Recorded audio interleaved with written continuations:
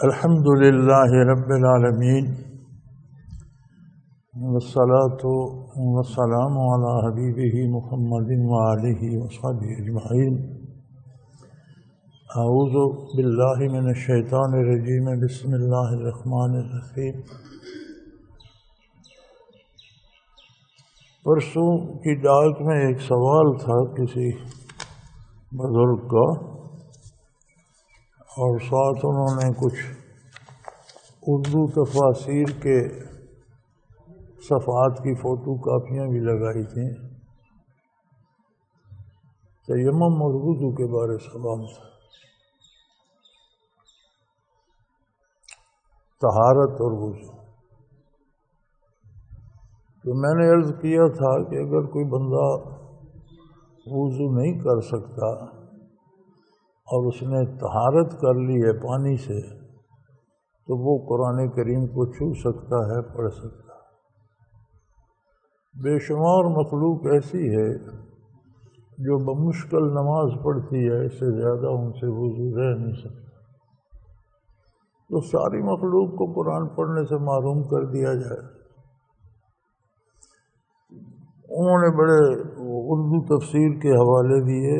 اردو تفاسیر والوں نے یا اردو ترجمے والوں نے طہارت کا ترجمہ وضو کر دیا ہے۔ متقدمین نے طہارت کا لفظ لکھا ہے، میں نے بھی پڑھا ہے، لیکن طہارت کا ترجمہ وضو نہیں ہے۔ قرآن کریم نے ارشاد باوضو رہنا بجائے خود عبادت ہے، لیکن وضو خود فرض نہیں ہے، نفل عبادت ہے۔ ایک بندہ ہر وقت باوضو رہتا ہے، بہت اچھی بات ہے، بہت بہترین بات ہے، لیکن باوضو رہنا فرض نہیں ہے۔ وضو بجائے خود فرض نہیں ہے، بالواسطہ فرض ہوتا ہے۔ جب نماز کا وقت ہوتا ہے، نماز فرض ہو جاتی ہے، تو اس کے لیے باوضو ہونا شرط ہے، فرض ہو۔ وضو نماز کے لیے فرض ہو جاتا ہے، بجائے خود فرض نہیں ہے۔ لباس کا پاک ہونا فرض ہو جاتا ہے، قبلے کی سمت تلاش کرنا فرض ہو جاتا ہے، وضو کے لیے پانی کی تلاش فرض ہو جاتی ہے۔ یہ سارے فرائض بالواسطہ ہیں۔ تلاوت کے لیے قرآن کریم کا ارشاد ہے لا یمسہ الا المطہرون۔ پہلی بات تو یہ ہے کہ یہ ارشاد لوح محفوظ میں جب قرآن اتارا گیا، محفوظ کیا گیا، اور ان ملائکہ کے لیے ہے جو قرآن وہاں سے لے کر آتے، جو وہاں سے لے کر حضور کے قلب اطہر پر لاتے تھے۔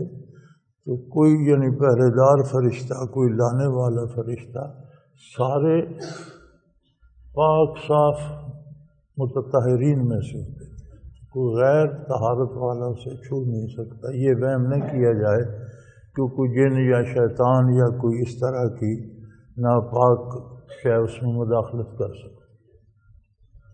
اس سے علماء نے اخذ کیا کہ قرآن کو چھونے کے لیے طہارت ضروری ہے، اور یہ درست ہے۔ اب طہارت پہ بات ہے۔ عربی میں لفظ طہارت ہے، اردو کا ترجمہ اس کا وضو کر دیا گیا۔ قرآن کریم نے طہارت کو کیا کہا ہے؟ مسجد قباء بستی تھی جس میں مسجد بنی، حضور اکرم صلی اللہ علیہ وسلم نے جہاں قیام فرمایا، اس کو مسجد قباء کہتے ہیں۔ قباء کے لوگ اکثر اللہ کریم نے انہیں متطہرین، ہر وقت باطہارت رہنے والے فرمایا۔ یحبون ان یتطہروا، وہ اس بات کو پسند کرتے ہیں، محبت کرتے ہیں اس بات سے کہ ہر وقت طہارت میں رہیں، اور واللہ یحب المتطہرین، اور اللہ بھی پاک رہنے والوں سے محبت کرتے ہیں۔ خود نبی کریم صلی اللہ علیہ وسلم نے ان سے استغفار فرمایا کہ تم کون سا عمل کرتے ہو؟ سارے مسلمان وضو تو کرتے ہیں، تمہیں متطہرین کہا گیا اللہ کریم کی طرف سے۔ تو میں نے عرض کی یا رسول اللہ، ہم جب بھی رفع حاجت کرتے ہیں تو ہم طہارت پانی سے کرتے ہیں، طہارت مٹی کے ڈھیلے سے بھی ہو جاتی ہے، یا آج کل وہ آ گئے ہیں ٹیشو وغیرہ، باتھ روم میں بھی ایک خاص قسم کے ٹشو لگے ہوتے ہیں. تو طہارت کی شرط یہ ہے کہ بدن کے باہر کسی حصے پر کوئی ناپاکی لگی نہ رہ جائے، صاف ہو جائے. وہ مٹی کی ڈیلی سے بھی صاف ہو جاتی ہے، پتھر سے بھی صاف ہو جاتی ہے، کاغذ سے بھی، اس ٹشو سے بھی صاف ہو جاتی ہے. لیکن جو صفائی پانی سے ہوتی ہے وہ کسی اور چیز سے نہیں ہوتی. تو ان صحابہ کرام نے عرض کی یا رسول اللہ ہم جب بھی رفع حاجت کے لیے جاتے ہیں تو پانی سے طہارت کرتے ہیں. انہیں اللہ نے متطہرین کہا. یہاں بھی ہے کہ اسے بلا طہارت کوئی ہاتھ نہ لگائے. تو میں نے یہ عرض کیا کہ طہارت سے مراد پانی سے طہارت کرنا ہے. اب اس طہارت کا ترجمہ اردو والوں نے وضو کر دیا تو یہ ان کی مرضی. وضو الگ ایک رکن ہے، اس کی شرائط ہیں، اس کی حدود و قیود ہیں، اس کے وجوب اور فرض ہونے کے وسائل اور سبب ہیں. تو اگر کوئی باوضو رہتا ہے، ہر وقت رہتا ہے، ثواب ہے. باوضو تلاوت کرتا ہے، بہت اچھی بات ہے، اس سے میں نے روکا تو نہیں. لیکن جو لوگ وضو نہیں رکھ سکتے ان کا کیا ہوگا؟ بے شمار مخلوق نے قرآن کی تلاوت چھوڑ رکھی ہے کہ بغیر وضو نہیں رہتا. حالانکہ شرط طہارت ہے، اور طہارت سے مراد ہے پانی سے استنجا کر لینا، صفائی کر لینا. تو میں نے یہ عرض کیا ہے کہ جن لوگوں کا وضو نہیں رہتا وہ طہارت کر کے بھی تلاوت کر سکتے ہیں. اس ضمن میں ہم لوگ بہت زیادہ سختی کرتے ہیں. میں نے ایک بزرگ کو دیکھا، پھر وہ اپنا وہ فوٹو لگاتے ہیں فیس بک پر اور انٹرنیٹ پر کہ لوگ دیکھیں گے. اب وہ وضو فرما رہے ہیں، ایک بندے نے بالٹی پکڑی ہوئی ہے نیچے جس میں پانی گر رہا ہے، ایک بندہ لوٹے سے پانی ڈال رہا ہے، کوئی تولیہ لے کے کھڑا ہے، ایک بندہ ہاتھ پاؤں مل رہا ہے. چلو ان کا وضو تو ہو گیا. اب ہر بندے کے پاس کہاں سے بندے آئیں جو اسے وضو کرائیں؟ تو میں نے ان بزرگوں کو بھی دیکھا ہے جو بیچارے افسوس کر رہے تھے اور نماز نہیں پڑھ رہے تھے، بیمار تھے، نماز نہیں پڑھ رہے تھے اور دکھ بھی کر رہے تھے کہ میری تو نماز چھوٹ گئی، باقی تو جو ہوگا. کیوں نہیں پڑھتے ہو؟ میں وضو نہیں کر سکتا. بندہ کو ہے نہیں جو وضو کرائے. یار ایک پتھر پاس رکھو، تیمم کر لو. تیمم کی اجازت اللہ نے اسی لیے دی ہے کہ جو وضو خود نہیں کر سکتا وہ تیمم کر لے. اب چونکہ وہ بزرگوں نے اپنی پارسائی کا اشتہار دیا ہوا ہوتا ہے، میں ساتھیوں سے کہوں 50 ساتھی تیار ہو جائیں گے مجھے وضو کرانے کے لیے، میں نہیں کر سکتا، میں تیمم کر کے پڑھتا ہوں. کیوں کہوں کسی سے؟ رسول اللہ صلی اللہ علیہ وسلم نے فرمایا کہ وضو سے جلد پاک ہوتی ہے، تیمم سے ہڈیوں کا گودا بھی پاک ہو جاتا ہے. وضو کس نے حکم دیا ہے وضو کرنے کا؟ اللہ کریم نے. تو اسی اللہ کریم نے تیمم کرنے کی اجازت بھی دی ہے. حضور کا ارشاد ہے وضو سے جلد پاک ہوتی ہے، تیمم سے ہڈیاں اور ان کا گودا بھی پاک ہو جاتا ہے. تو جو بندہ وضو نہیں کر سکتا اسی کے لیے تو تیمم ہے. وہ کیوں 5-7 بندے بلائے آؤ مجھے وضو کرو؟ کیوں؟ یہاں ایک دفعہ ہمارے ایک بزرگ ساتھی نیک آدمی تھے، جانتا کوئی نہیں، اصل نیک ہونا الگ بات ہے، بات سمجھنا الگ بات ہے. 3-4 ساتھی لگے ہوئے تھے، کوئی ہاتھ دھو رہا ہے، کوئی پاؤں دھو رہا ہے. کیا ہو رہا ہے جی؟ وضو کرا رہا ہے. مجھے چھوڑ دو. میں نے کہا حضرت تیمم کریں. آپ وضو نہیں کر سکتے، تیمم کریں، بات ختم. کیوں یہ 10 بندے سانس لگا رکھے؟ اسی طرح ان بزرگوں کو میں نے عرض کی کہ آپ تیمم کر کے پڑھیں، تمہاری ذمہ داری پر، میری ذمہ داری پر پڑھیں، کیوں نماز چھوڑ دو؟ اسی طرح لوگوں نے ایک اور رویہ اس دور میں اپنا لیا ہے. باجی فرض پڑھ لو نماز ہو جاتی ہے، خیر ہے، سنت پڑھی نہ پڑھی ٹھیک ہے. یہ درست ہے کہ اگر فرائض پڑھ لیے جائیں تو اس وقت کی نماز ادا ہو جائے. لیکن سنتوں میں رکھا کیا ہے؟ نبی کریم صلی اللہ علیہ وسلم کا ارشاد عالی ہے کہ دنیا اور اس میں جو کچھ ہے، سونا چاندی زر و جواہر ہیرے جواہرات، آرام سکھ کھانا پینا، دنیا کی جتنی نعمت، دنیا اور ما فیہا، جو نعمتیں ہم جانتے ہیں جو ہم نہیں جانتے. اس دور میں کتنی نعمتیں ہیں جو لوگ گزر گئے وہ نہیں جانتے تھے. ہمارے بعد جو لوگ گئے پتہ نہیں انہیں اور کتنی نعمتیں اللہ کریم دیں گے. فرمایا فجر کی 2 سنتیں دنیا اور ما فیہا سے بہتر. حضور کا ارشاد ہے کہ فجر کی 2 سنتیں دنیا اور ما فیہا سے بہتر ہے. تو پھر اسی سے اندازہ لگا لو کہ ظہر میں 6 ہیں، مغرب میں 2 ہیں، عشاء میں ہیں. باقی سنتیں بھی تو سنتیں ہیں نبی کریم صلی اللہ علیہ وسلم کی. چھوڑ دینا الگ بات ہے، نماز کا ادا ہو جانا الگ بات ہے، لیکن اپنے لیے آخرت کا کچھ کمانا یہ ایک الگ بات ہے.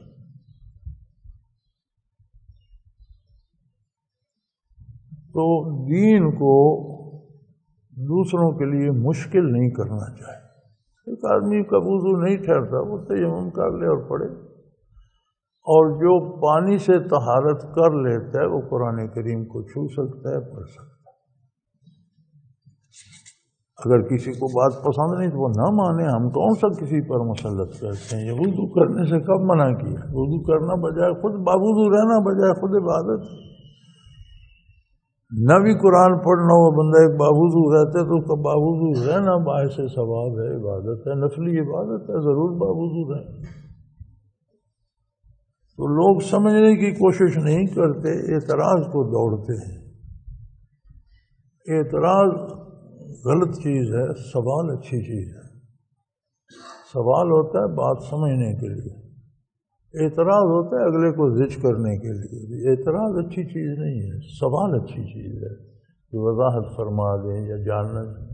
خواہ مخواہ کہ اب بات عربی کی ہو رہی ہے، آپ اردو تفسیروں کے حوالے نقل کر رہے ہیں. اردو میں جس کا جی چاہے جو ترجمہ اس کی سمجھ میں آیا اس نے کیا، اللہ سب کا قبول فرما. لیکن ہم کسی کے اردو ترجمے کے مکلف نہیں ہیں کہ اسی کو مانیں. اللہ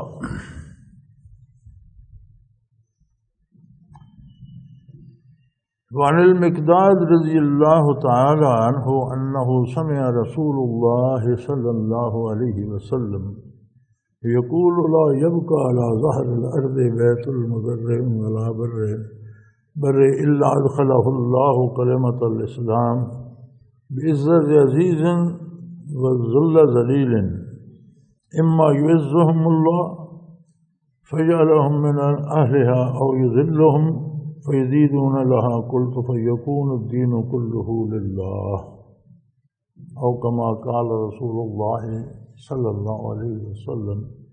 حضرت مقداد رضی اللہ تعالی عنہ فرماتے ہیں انہوں نے رسول اللہ صلی اللہ علیہ وسلم سے سنا، فرما رہے تھے کہ زمین کی پشت پر کوئی پکا یا کچا مکان، کوئی اینٹ گارے کا، پتھروں کا یا خیمہ، کوئی گھر ایسا نہیں رہے گا کہ اس میں اسلام کا کلمہ پہنچے گا. کچھ لوگوں کو عزت نصیب ہوگی، وہ اسے قبول کر کے معزز ہو جائیں گے، اور کچھ ذلیل ہوں گے، ان تک پہنچے گا، قبول نہیں کریں گے، ذلیل ہوں گے دنیا میں بھی آخرت میں بھی.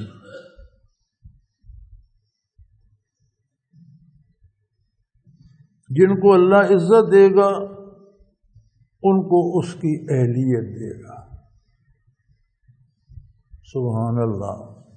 ایک مختصر سے کلمے میں پوری انسانی حیات کی تصویر کھینچ دی نبی کریم صلی اللہ علیہ وسلم کہ جن کو کلمہ اسلام سے عزت دے گا ان کو اسلام کی اہلیت عطا فرمائے گا، یعنی وہ اسلام پر سراپا عمل بن جائیں گے. اسلام سے عزت دینے سے حضور نے فرمایا مراد یہ ہے کہ اللہ انہیں اس کی اہلیت، انہیں توفیق عمل عطا کر دے گا. وہ جو اسلام کے احکام ہیں اس کے مطابق زندگی گزاریں گے اور دنیا میں بھی معزز ہوں گے، آخرت میں بھی معزز ہوں گے۔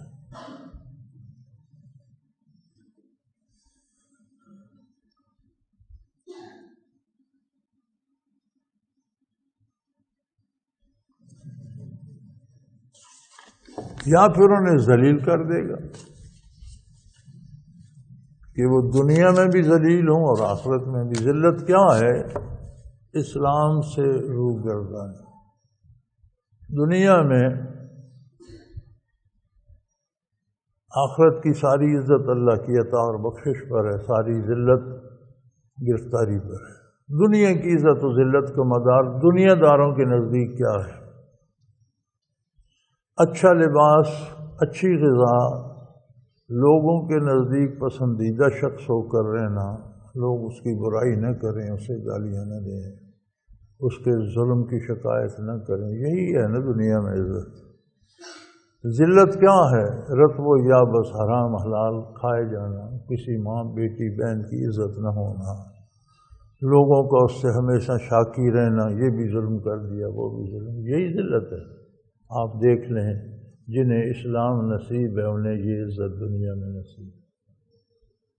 جتنے باعمل مسلمان ہیں، حلال صاف ستھرا کھاتے ہیں، جھوٹ نہیں بولتے، بددیانتی نہیں کرتے، چوری ڈاکہ نہیں کرتے، ناجائز قتل نہیں کرتے، ان کی اپنی ایک عزت ہے، وقار ہے، احترام ہے، دنیا میں بھی آخرت میں۔ جتنے لوگوں کو اسلام نصیب نہیں ہے، عام کافر سے لے کر بڑے بڑے کافر حکمرانوں تک، ساری دنیا ان سے تنگ ہے، ساری مخلوق ان کے شکوے کرتی ہے، سارے رتب و یابس اور حرام کھاتے ہیں، کسی کی ماں بیٹی بہن کی عزت محفوظ نہیں۔ تو حضور کا ارشاد عالی بالکل واضح ہو گیا، اور آپ کا یہ ارشاد کہ ہر کچے کے گھروندے تک پہنچے گا، یہ تو خلافت راشدہ میں پورا ہو گیا۔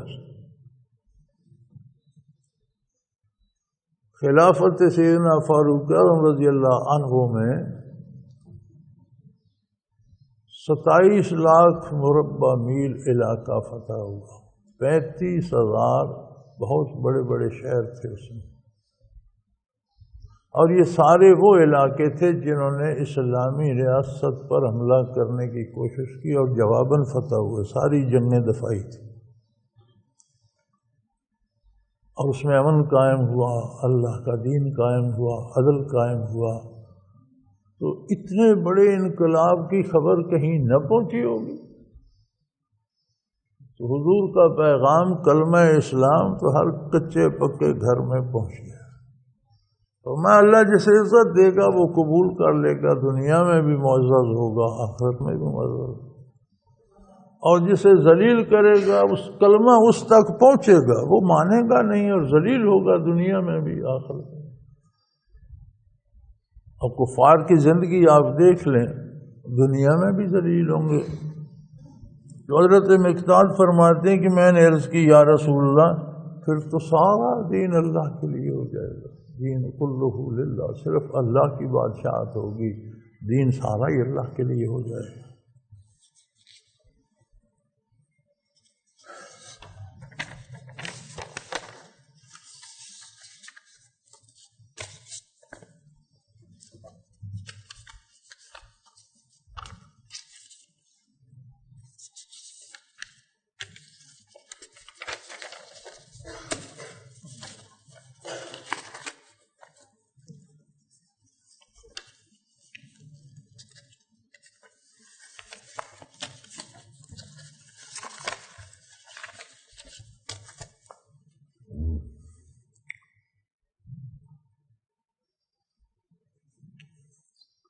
وعن وهب بن منبہ رضی اللہ عنہ قیل له الیس لا الہ الا اللہ مفتاح الجنہ۔ حضرت وهب بن منبہ رضی اللہ عنہ سے عرض کی گئی کہ کیا لا الہ الا اللہ محمد الرسول اللہ یعنی کلمہ اسلام جنت کی کنجی نہیں ہے؟ اس سے پہلے متعدد حدیث مبارکہ گزری ہیں، یہ جنت کی کنجی نہیں ہے؟ قال بلا، بے شک کنجی ہے، لیکن ولیکن لیس مفتاح الا وله اسنان، انہوں نے فرمایا ایسی کوئی کنجی نہیں ہوتی جس کے دندانے نہ ہوں۔ کنجی محض ایک ٹیوب نہیں ہوتی، اس کے آگے دندانے بنے ہوتے ہیں، اس کو پھیرتے ہیں تب تالا کھلتا ہے۔ تو فرمایا لیکن لیس مفتاح الا وله اسنان، ایسی کوئی کنجی نہیں ہوتی جس کے آگے دندانے نہ ہوں۔ تو انہوں نے فرمایا بے شک یہ جنت کی کنجی ہے، جنت المفتاح لہو، جنت کی کنجی ہے، لہو اسنان، اس کے دندانے بھی ہیں۔ لا الہ الا اللہ جنت کی کنجی ہے لیکن اس کے دندانے بھی ہیں۔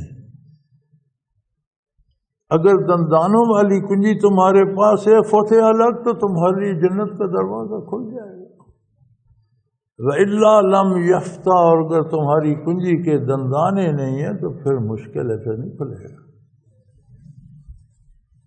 آپ کی مراد تھی کہ جب بندہ لا الہ الا اللہ محمد الرسول اللہ قبول کرتا ہے تو فرائض اس پہ فرض ہو جاتے ہیں، سارے عقائد اسلامی کا ماننا ضروری ہو جاتا ہے، سنتیں سنت ہو جاتی ہیں، واجبات واجب ہو جاتے ہیں، نوافل نوافل ہو جاتے ہیں۔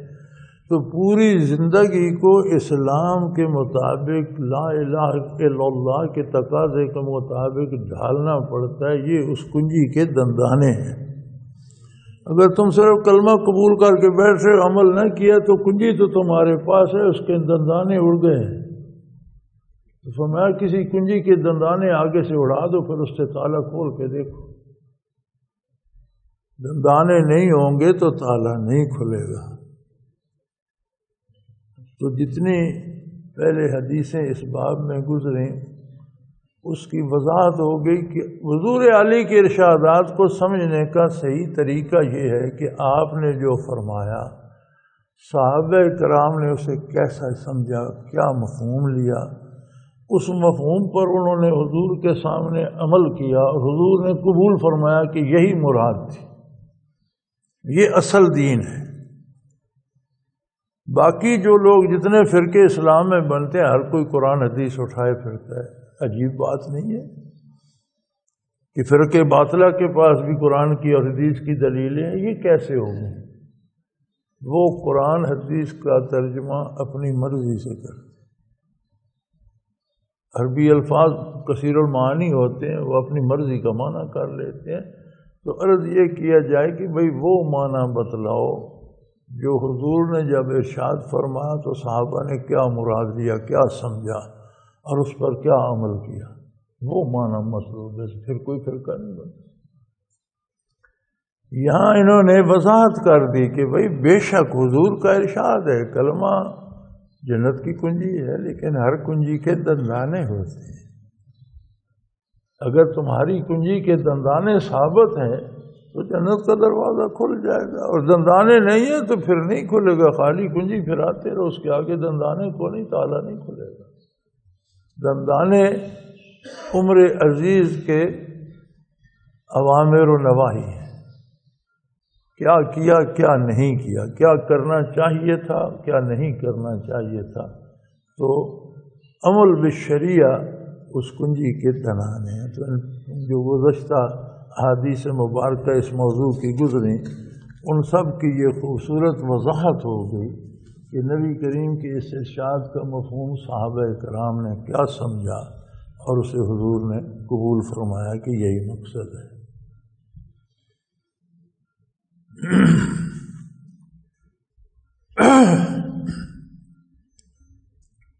وعن ابی ہریرہ رضی اللہ تعالی عنہ قال قال رسول اللہ صلی اللہ علیہ وسلم اذا احسن احدکم الاسلام فکل حسنۃ یعملها تکتب له بعشر امثالها الى 700 ضعف۔ حضور اکرم صلی اللہ علیہ وسلم نے فرمایا، حضرت ابو ہریرہ رضی اللہ تعالیٰ عنہ فرماتے ہیں کہ آپ صلی اللہ علیہ وسلم نے ارشاد فرمایا کہ تم میں سے جس نے اپنے اسلام کو خوبصورت کر لیا، احسن، بہت اچھا کر لیا، خوبصورت کر لیا، لیکن حضور نے کون سا لفظ چنا؟ مسلمان ہونا اللہ کا احسان ہے، لیکن صرف زبانی ذہنی نہیں، اسلام پر عمل کرنا حسن اسلام ہے۔ اسلام کا حسن کیا ہے؟ احکام شریعت پر عمل کرنا، جہاں حضور ارشاد فرمائیں وہ کام کرنا، جہاں حضور رک دیں وہاں رک جانا، یہ حسن اسلام ہے۔ تو آپ نے فرمایا جس نے تم میں سے اپنے اسلام کو احسن خوبصورت کر لیا، اللہ کریم اس کی ایک نیکی کو 10 گنا سے 700 گنا تک لکھتے ہیں۔ یہ حضور نے فرمایا لکھی اتنی جاتی ہے، کوئی ایک نیکی کرتا ہے 10 لکھی جاتی ہیں، 50 لکھی جاتی ہیں، 100 لکھی، 700 تک لکھی جاتی ہے۔ جب اجر عطا فرمائے گا کتنا فرمائے گا وہ بات نہیں فرمائے گا، وہ 7 لاکھ کا دے دے، وہ تو اپنی شان کے مطابق فرمائے گا۔ کہ جس نے اسلام کو سجا لیا، خوبصورت کر لیا، اپنا عقیدہ اور عمل اسلام کے مطابق کر لیا۔ حسن اسلام کیا ہے؟ کہ عقیدہ اور عمل دونوں اسلام کے مطابق ہو، اپنے اسلام کو حسن دے دیا، سنوار لیا۔ ہم خود کو سنوارتے ہیں نا کہ لباس پاک ہو، صاف ستھرا ہو، میلا نہ ہو۔ قیمتی ہونا الگ بات ہے، قیمتی نہ بھی ہو تو صاف ستھرا ہو، منہ دھلا ہوا ہو، بال بکھرے ہوئے نہ ہوں، پریشان نہ ہوں، کنگھی کی ہوئی ہو۔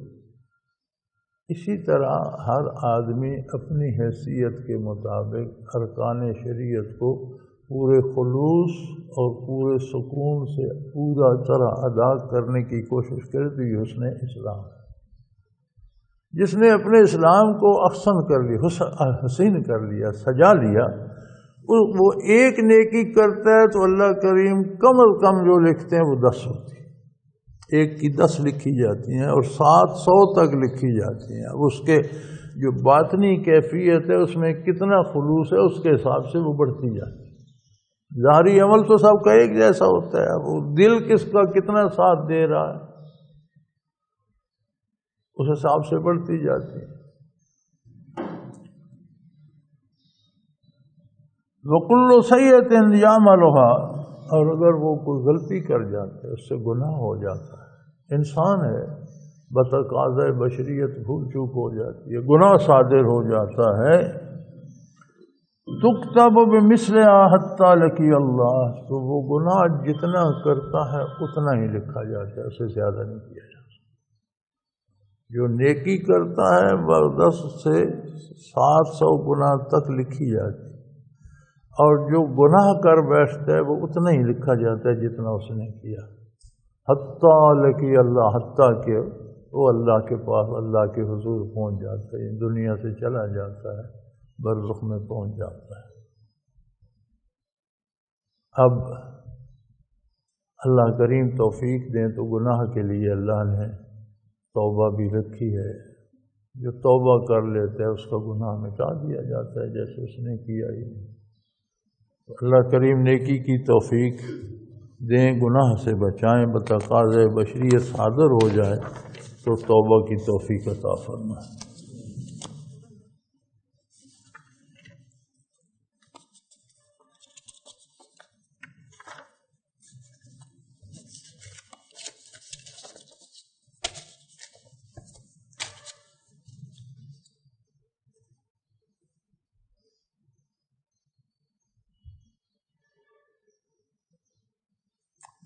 وعن ابی امامۃ رضی اللہ تعالی عنہ ان رجلا سأل رسول اللہ صلی اللہ علیہ وسلم ما الایمان۔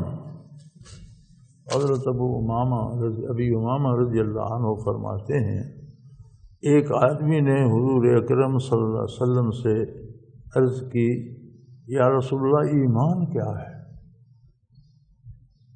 کیسے پتہ چلے کہ میرے اندر ایمان ہے؟ مراد یہ ہے، ایمان کیا ہے سے مراد یہ ہے کہ میں خود کیسے جانچوں کہ میرا ایمان ہے۔ دوسروں کا تو ہم فوراً ایک فتویٰ دے دیتے ہیں یہ بے ایمان ہے، اس میں ایمان ہے، اپنی خبر نہیں لیتے۔ اصل بات تو یہ ہے کہ ہر بندہ اپنی خبر لے۔ تو انہوں نے کہا یا رسول اللہ مجھے کیسے پتہ چلے کہ میرا ایمان سلامت ہے، میرے اندر ایمان ہے۔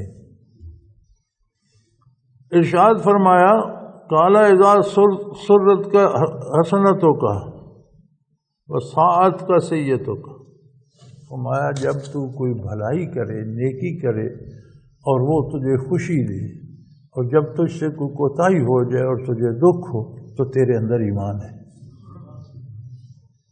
میں اپنے ایمان کا پیمانہ یہ ہے کہ نیکی کرے تو دل میں مسرت آئے، خوشی آئے، فرحت آئے، اور غلطی ہو جائے، گناہ ہو جائے تو دل میں دکھ آئے، طبیعت میں انقباض آئے کہ یہ نہیں ہونا چاہیے تھا، تو یہ ایمان کی دلیل۔ اب ہمارے معاشرے میں جو لوگ تھڑوں پر، ہوٹلوں پر، چوپاؤں پر بیٹھ کر فخر کرتے ہیں، میں نے اتنے ڈاکے کیے، مجھے کوئی پکڑ نہیں سکا، میں نے اتنے قتل کر دیے، میرے سامنے کوئی آ نہیں، یعنی جو برائی پہ فخر کرتا ہے تو پتہ چلتا ہے کہ ایمان کی کمی ہے، ورنہ برائی پہ شرمندہ ہوتا، دکھی ہوتا کہ مجھ سے اتنا ظلم ہو گیا، میرا کیا ہوگا کہ نہیں۔ اور نیکی کو جو بوجھ سمجھتا ہے، پڑھنی تو ہے نماز، آئے بھاگے دوڑے چھینٹے اڑائے، کوئی جگہ خوش، کوئی ترکی، جلدی جلدی اٹھے بیٹھے، یہ جا وہ جا، اس کا مطلب ہے نماز میں اسے کوئی مزہ نہیں آ رہا، کوئی سکون نہیں مل رہا۔ ایسا کیوں ہے؟ اللہ کریم سے روبرو گزارش کرنے کے لیے آیا۔ موسیٰ علیہ السلام طور پر تشریف لے گئے، بارگاہ الہی میں حاضر ہوئے، کلام الہی سے مشرف ہوئے، تو وہاں بے لطفی ہوتی یا سکون ملتا؟ تو اللہ کے نبی کلیم اللہ کو تو طور کی تکلیف دی گئی، ہمیں تو وہ بھی نہیں دی۔ زمین ساری اللہ نے حضور کے طفیل مسجد کر دی، جہاں ہو وہیں سر و سجود ہو جا، وہیں اللہ سے بات کر لو، تمہاری بات سن لے۔ فَإِنَّهُ يُنَاجِي رَبَّهُ، نمازی کو نہ چھیڑو، وہ اپنے رب سے سرگوشیاں کر رہا ہے، حضور کا ارشاد ہے، کما قال رسول اللہ صلی اللہ علیہ وسلم۔ اتنا بڑا مقام کہ جس کی گھر میں کوئی نہیں سنتا، گلی محلے میں کوئی نہیں، اللہ اس کی بھی سن رہا ہے براہ راست۔ وہ جو اسے بات کرنے کا سلیقہ بھی سکھایا اپنے نبی کے طفیل، کہ بات یوں کرنا، طہارت یوں کرنا، منہ اس طرف کرنا، کھڑا ایسے ہونا، رکوع ایسے کرنا، تسبیح ایسے پڑھنا، سجدہ ایسے کرنا، سجدے کے بعد یہ پڑھنا، اپنے لیے یہ مانگنا، اور دوسروں کے لیے یہ مانگنا، اس چیز سے پناہ مانگ، یہ سارا طریقہ بھی سکھایا۔ اب اگر 10 منٹ 15 منٹ کے لیے وہ وقفہ آتا ہے تو اس میں جلدی کیا ہے بھائی؟ وہ تو مزے سے، سکون قلب سے، اطمینان سے، تسلی سے بندہ وضو کرے، اطمینان سے سجدے دے، اس میں بھاگنے کی کیا ضرورت ہے؟ تو فرمایا جب نیکی تجھے مزہ دے، غلطی ہو جائے تو طبیعت میں کدورت آئے، بے مزہ ہو جائے، دکھ لگے، تو تیرا ایمان ہے۔ یہ ہر بندے کے لیے، اپنی ذات کے لیے اپنا پیمانہ ہے، میں آپ کا نہیں ناپ سکتا، آپ میرا نہیں ناپ سکتے، ہر بندہ اپنا اپنا دھیان کرے۔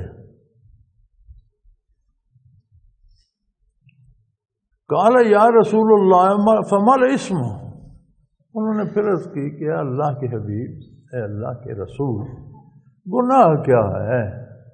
گناہ کس کو کہتے ہیں؟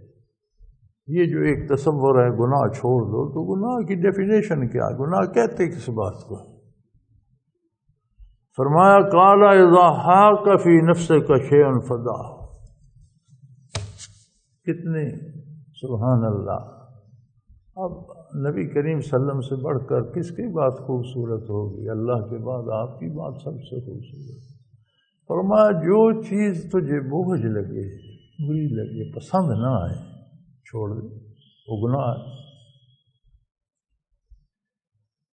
برائی پہ جب تجھے دکھ ہوتا ہے، یعنی ایمان کامل ہے، پہلے ایمان ہو، ایمان ہی نہ ہو تو پھر تو کوئی گناہ کا پیمانہ رہتا نہیں نا۔ پہلے تو ایمان ہو کہ نیکی خوشی دیتی ہو اور برائی دکھ دیتی، پھر گناہ کا پیمانہ بھی سامنے، جو چیز دکھ دیتی ہے وہ چھوڑ دے، پھر تو ثواب گناہ کا پیمانہ بھی سامنے آ گیا۔ جس چیز سے خوشی ہوتی ہے وہ ثواب ہے، جو دکھ دیتی ہے وہ فدا ہو، اسے چھوڑ دے، نہ کر۔ لیکن اس کے لیے وہ پہلا جملہ بھی شرط ہے نا کہ ایمان بھی ہو۔ ایمان ہی نہ ہو تو پھر تو کوئی معیار ہی نہیں، پھر تو برائی بھی لذت دیتی ہے۔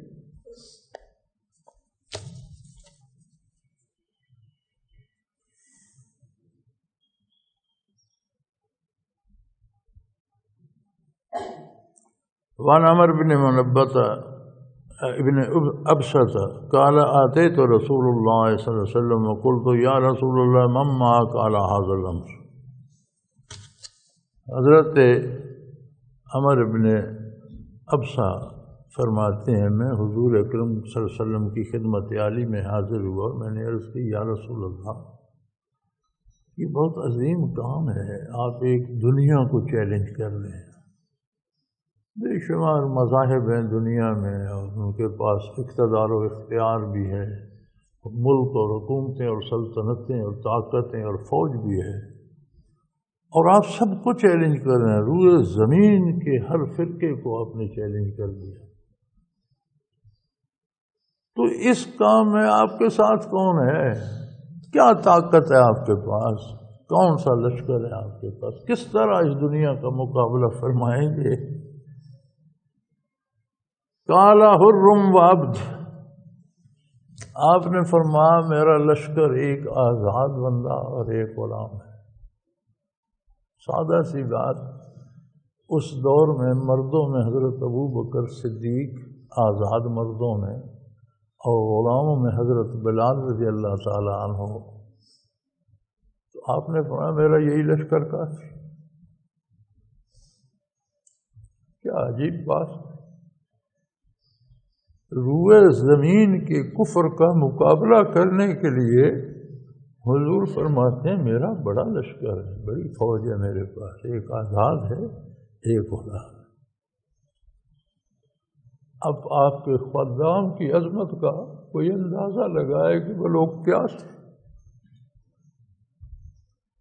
آزاد حضرت ابوبکر صدیق رضی اللہ تعالی عنہ تھے اور غلام حضرت بلال رضی اللہ تعالی عنہ۔ تو آپ نے فرمایا میرے پاس بڑا لشکر ہے، بڑی طاقت ہے، میں ہر سلطنت سے ٹکرا سکتا ہوں، ہر فوج کا مقابلہ کر سکتا ہوں، میرے پاس ایک آزاد اور ایک غلام، دو ہیں۔ اللہ کے نبی کا ارشاد تو عام کلام نہیں ہوتا، ما ينطق عن الهوى ان هو الا وحی یوحی، وہی غیر متلف ہوتی ہے، اللہ کی طرف سے نازل ہوتا ہے، الفاظ رسول اللہ صلی اللہ علیہ وسلم کے ہوتے ہیں، کلام اللہ کا ہوتا ہے۔ قرآن وہ ہے جس میں کلام بھی اللہ کا ہے، الفاظ بھی اللہ کے۔ حدیث وہ ہے جس میں کلام اللہ کا ہے، الفاظ نبی کریم صلی اللہ علیہ وسلم کے۔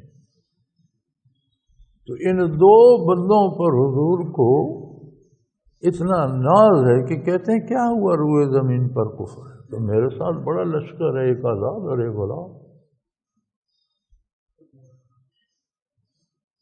آج لوگ ان پہ اعتراض کرتے اور اسے اپنا علمی کلام سمجھتے ہیں کہ ہم بڑے عالم ہیں۔ اللہ معاف کرے بندہ جہالت کو علم نہ سمجھے۔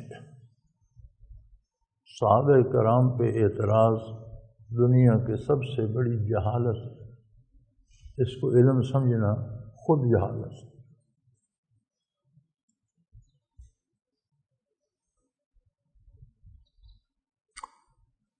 پھر میں نے عرض کی مال اسلام، یا رسول اللہ پھر اسلام کیا ہے؟ اس لشکر سے کون سا اسلام آپ لانا چاہتے ہیں؟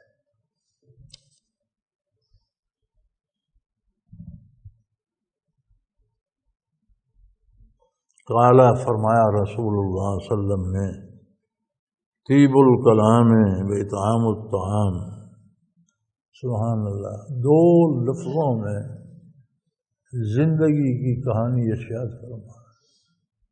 طیب الکلام فرمایا جب بولے سننے والے خوش ہو جائے، اس کا کلام ایسا ہو جب اس کے منہ سے کوئی لفظ نکلے جو بھی سنے اسے مزہ دے جائے، خوش ہو جائے، بہتر لفظ ہو، اگلوں کی عزت و احترام پر مبنی ہو، حق پر مبنی ہو، کسی کو اس پر جھوٹ کا شبہ نہ ہو، کسی کی اس میں دل آزاری نہ ہو۔ اسلام یہ ہے کہ مسلمان منہ کھولے تو اس سے پھول جھڑیں۔ طیب الکلام، بہترین پاکیزہ کلام، اطعام الطعام، اور دنیا اپنے لیے نہ سمیٹے، دوسروں کو بھی اس سے فائدہ پہنچائے۔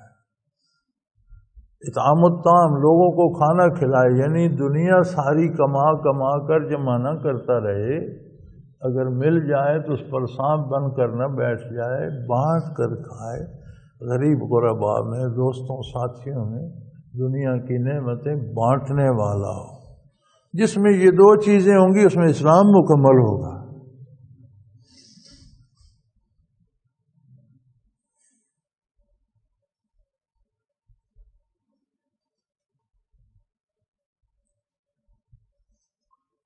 وہ فرماتے ہیں میں نے پھر عرض کی قلت ما الایمان، یہ ساری چیزیں اگر ایمان پر منحصر ہیں تو ایمان کیا ہے یا رسول اللہ؟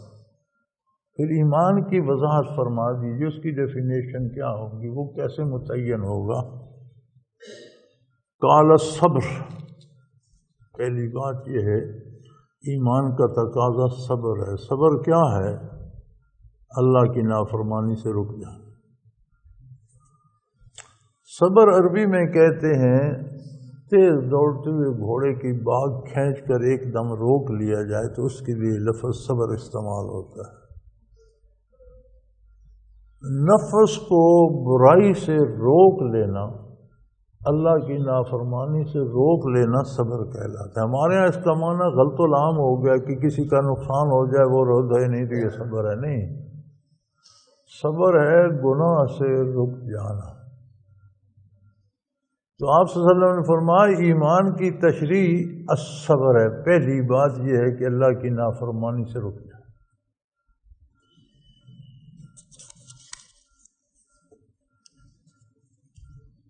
والسماحہ، اور دوسری بات یہ ہے کہ جو کچھ اس کے پاس ہو اس سے دوسروں کو بھی فائدہ ہو، سخاوت کرے۔ سخاوت کیا ہے؟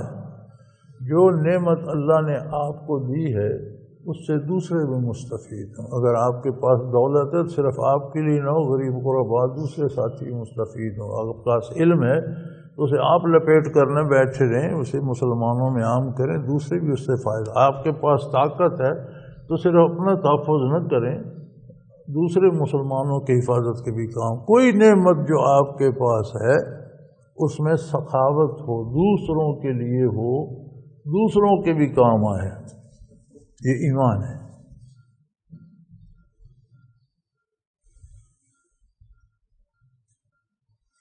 اللہ کروڑوں کروڑوں رحمتیں فرمائے صحابہ کرام پر۔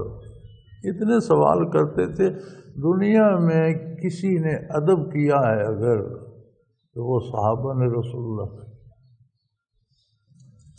جب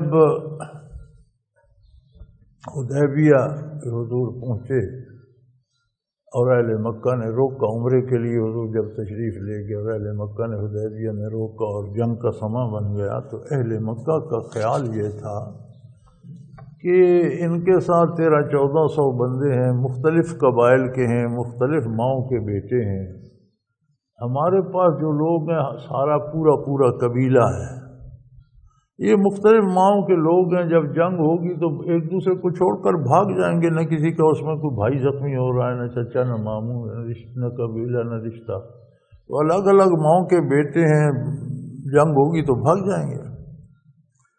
تو بنو ثقیف کے سردار کو انہوں نے وہ بھیجا اہل مکہ نے حضور کی خدمت میں کہ حالات تو دیکھ کر آؤ کہ کیسے ہیں اور بات بھی کرو۔ تو وہ جب واپس گئے تو انہیں سمجھایا اہل مکہ کو کہ میں نے دنیا کے بادشاہوں کے دربار دیکھے ہیں، معروف آدمی تھے، بہت معزز، اور سلاطین عالم کے دربار میں آتے جاتے رہتے تھے عربوں کی طرف سے رعایتیں لینے کے لیے یا تجارتی معاہدوں کے لیے۔ تو کہنے لگے میں نے بہت سے سلطانوں کے دربار دیکھے ہیں، لیکن جو بارگاہ اس بادشاہ کی ہے میں نے ایسا غلام کسی کا کہیں نہیں دیکھا۔ تم کہتے ہو یہ بھاگ جائیں گے، وہاں عالم یہ ہے محمد چوندازد آب دہن براں آب خوں میں کنن جمن، حضور اگر تھوک مبارک تھوکتے ہیں، کلی کر کے پانی پھینکتے ہیں تو ایسے لگتا ہے لڑائی ہو جائے گی، ایک دوسرے سے آگے بھاگتے ہیں۔ گیرند و مالند بر چشم و روح وزاں آب تازہ کنند آب روح، ان کے وضو کے پانی کو نیچے نہیں گرنے دیتے، لے لیتے ہیں ہاتھوں پر مل کر، چہرے پر، آنکھوں پر، منہ پر ملتے ہیں اور کہتے ہیں اس سے ہماری آبرو بڑھتی ہے۔ وہ چھوڑ کر نہیں بھاگیں گے، تمہیں ایک ایک بندہ قتل کرنا ہو۔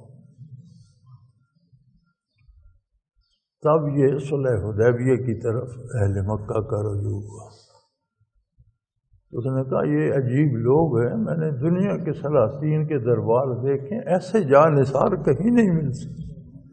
وہ وضو کا پانی نیچے نہیں گرنے دیتے، بھائی وہ کلی کر کے پھینکتے ہیں تو ہاتھوں پہ لے لیتے ہیں، کوئی قطرہ نیچے نہیں جاتا، اور اس طرح دوڑتے ہیں پتہ لگتا ہے کہ لڑ پڑیں گے آپس میں۔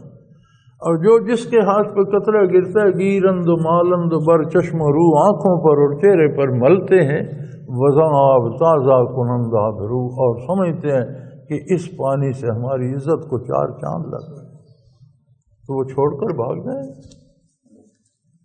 انہوں نے کوئی سوال تشنا نہیں، ادب اتنا کرتے تھے لیکن سوال اتنے کیے کہ قیامت تک زندگی کا کوئی پہلو تشنا نہیں رہا، تعلیمات نبوی کو پھیلانے کا سبب بن گئے۔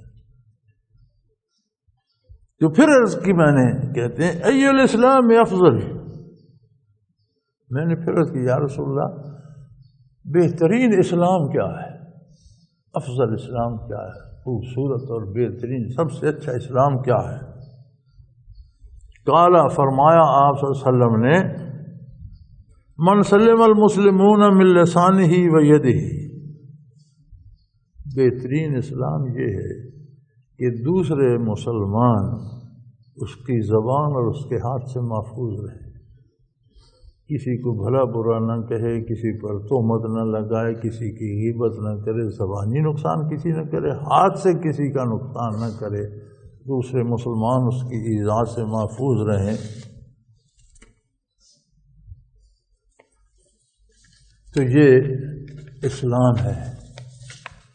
اب تو ہم نے سمجھ لیا نا کہ اسلام کا عمل سے تو کوئی نہیں تعلق، کلمہ پڑھ لیا مسلمان، فرمایا نہیں، اسلام اعمال کا نام ہے، اعمال کا مجموعہ ہے، حسن اعمال حسن اسلام ہے۔ قال قلت ای الایمان الافضل، میں نے پھر عرض کر یا رسول اللہ بہترین ایمان کیا ہے؟ کیا خوبصورت لوگ تھے یار، اللہ پاک ان پر کروڑوں کروڑوں رحمتیں نازل فرمائے، ہر چیز کی وضاحت کر دی۔ میں نے پھر عرض کی کہ بہترین ایمان کیا ہے؟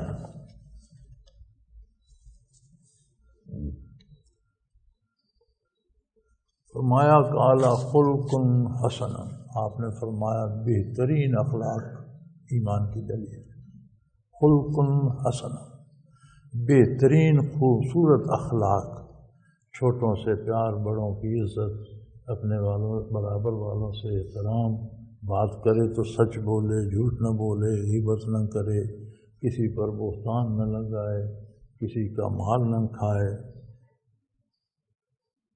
بہتر اخلاق افضل ایمان ہے۔ پھر عرض کی قال قلت ای الصلاۃ افضل، میں نے کہا یا رسول اللہ نماز کون سی بہترین نماز ہے؟ عجیب لوگ، یا رسول اللہ نماز ہم ادا کرتے ہیں، بہترین نماز کیا ہے؟ قال طول القنوت، فرمایا وہ نماز بہترین ہے جس میں آپ لمبی رکعت پڑھتے ہیں، جس میں آپ رکوع جلدی نہیں کرتے، جتنی ہمت ہے اتنا کھڑا ہو کر قرآن پڑھتے رہتے ہیں، تو باوضو قبلہ رو نماز میں کھڑے ہو کر تلاوت کا اپنا ثواب، اور وہ نماز کو حسن عطا کر دیتا ہے۔ ہم نے تو گزارے کے لیے کل شریف یاد کیا ہوا ہے نا، چھوٹے بڑے سارے اس صرف سورہ کل پڑھ کے آپ چلے جاتے ہیں۔ فرمایا نہیں، طول القنوت، لمبی رکعت، جتنا ہو سکے جتنا یاد ہو قرآن کریم نماز میں پڑھا جائے تو وہ نماز کو حسین کر دیتا ہے۔ پھر عرض کی یا رسول اللہ ای الحجرت، یا رسول اللہ ہجرت کون سی بہترین ہے؟ سبحان اللہ۔ قال، فرمایا رسول اللہ صلی اللہ علیہ وسلم نے، ان تہجر ما کرہ ربک، آپ نے فرمایا جو چیز تیرے پروردگار کو پسند نہ ہو تو وہ چھوڑ دے، یہ ہجرت افضل ترین ہجرت۔ افضل ترین ہجرت یہ ہے کہ جو چیز جو بات تیرے پروردگار کو پسند نہیں وہ تو چھوڑ دے، یہ ہجرت۔ سبحان اللہ، اس کا مطلب ہے ہجرت تو قیامت تک باقی رہی۔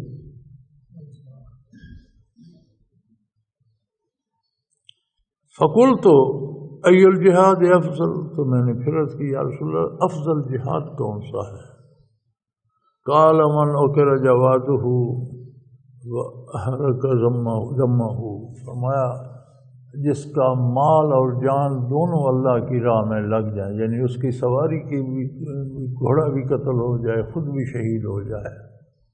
افضل جہاد یہ ہے کہ تمہارا مال اور تمہاری جان اللہ کی راہ میں خرچ ہو جائے۔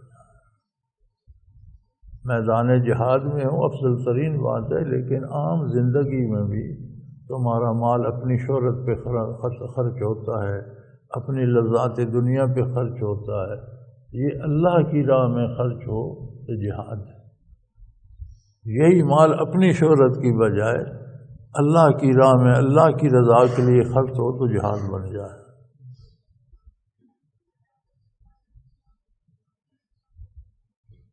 کالا فقلت، تو وہ کہتے میں نے پھر عرض کی یا رسول اللہ ای الساعات افضل، میں نے یا رسول اللہ عبادت کے لیے کون سا وقت افضل ہے، بہترین ہے، سب سے اچھا وقت کون سا ہے؟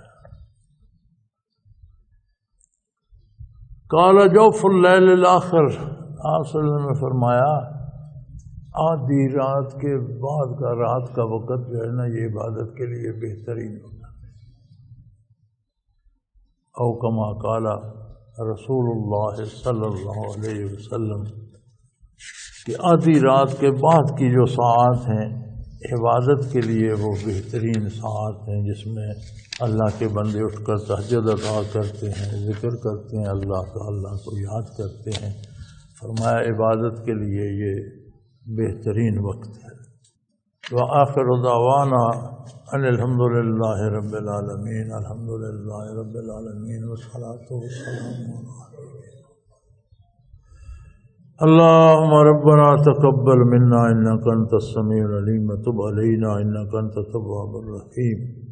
اللہم ربنا وفقنا لما تحب وترضى، اللہم ربنا سهل لنا امورنا كلها في دیننا ودنیانا، اللہم رب یسر رب یسر رب یسر ولا تعسر وتمم بالخیر، وصلی اللہ تعالی علی حبیبہ محمد۔